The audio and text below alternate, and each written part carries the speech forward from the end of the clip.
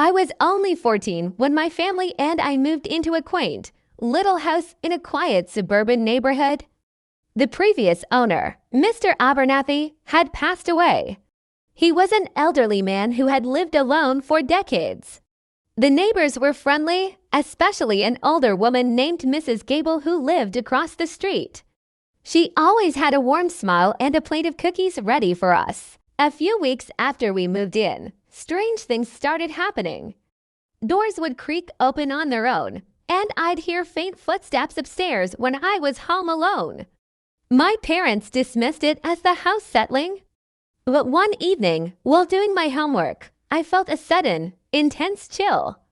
I looked up and saw the faint outline of a man standing in the doorway of my room. He was tall, thin, and wore an old-fashioned hat. My heart hammered against my ribs, but before I could scream, he was gone. This kept happening. I'd see him in the corner of my eye, a fleeting shadow in the hallway, or his reflection in a window. I was terrified, but I kept it to myself, afraid my parents would think I was crazy. One afternoon, I was helping Mrs. Gable in her garden. I finally worked up the courage to ask her about Mr. Abernathy. I casually mentioned the strange occurrences in our house.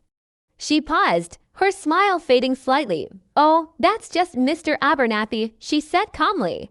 "He loved that house. He wouldn't hurt a fly.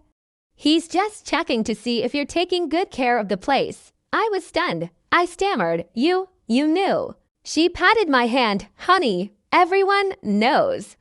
He's been a part of this neighborhood for longer than most of us have been alive. He just likes to keep an eye on things." That night, as I lay in bed, I felt that familiar chill again. I opened my eyes and saw the shadowy figure standing by my window, looking out at the street. This time, I wasn't scared. I whispered into the darkness, "Good night, Mr. Abernathy." The figure seemed to turn its head and nod slightly before fading away. He was just a lonely old man, still watching over his home. And somehow, that was comforting. He knew we were there, and now we all knew he was too.